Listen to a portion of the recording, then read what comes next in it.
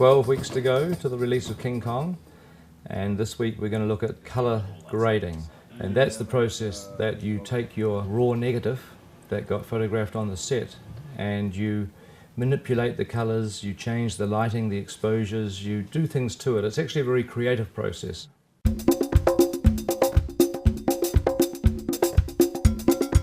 Here in the scanning and recording department, we get the film in its physical form and we convert it into the digital image, which then goes off around the facility for the artist to work on. The film comes in onto this machine here, which is the RE laser film scanner. It's the newest scanning technology you can get, and we can start the scanning process.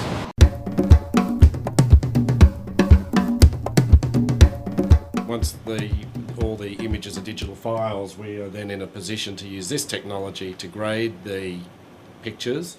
What we use to grade the film is discrete luster. This software was pioneered on Lord of the Rings, so it's evolved and we're continuing to use that. It's a very powerful tool in making the film a little stylized, making it look more real. What we need to do is manipulate the images in terms of colour and density and shapes to create a mood and to make everything look like there's continuity, it's all shot at the same time.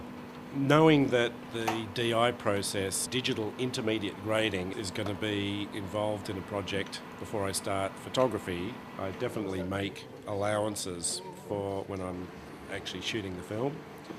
I generally deliver knowing that it's going to go into this system a much healthier negative, which means it's just got a little more exposure, or I overexpose the negative a little, and that's to make sure that we have full access to all the information in the shadows and the highlights. What we normally do is to scan the entire movie, but we take a few selected sequences from throughout the film on a reel that's maybe 20 minutes long, and we create what's called the Colour Bible. I've gone through and selected 2 or 3 shots from every scene for the entire movie, and then we've put looks on all of those, and then we show them to Andrew Lesnie or Peter Jackson, and then once they're happy with all of that, that's the reference that we use for all the scenes as the scenes were actually handed over to us.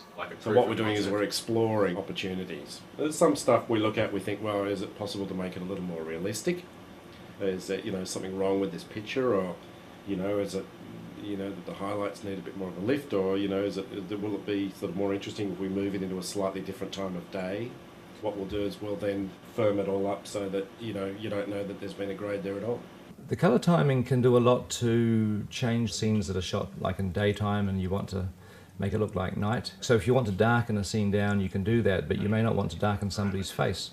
So you can actually isolate the person's face, darken the rest of the frame, but keep the face brighter, or the eyes. So we need to bring out Anne's eyes, because with the colour correction that I've applied to the image, her eyes are starting just to lose a bit of life. So what I'm working on at the moment is actually trying to bring that life and that vividness out.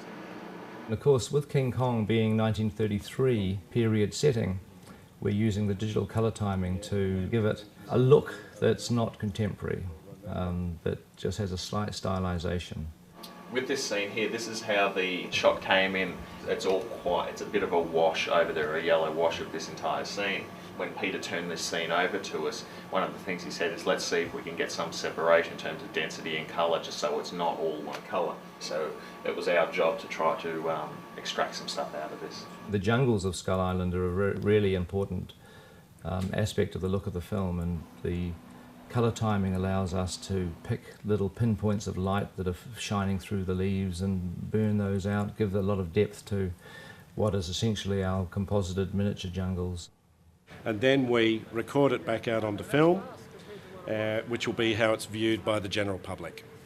Colour actually affects the mood of the film. It affects the experience of watching the film, just as the sound effects can, or the visual effects, or the acting. The colour is often overlooked, but it's a really, it's a key part of the creative process of the finished film.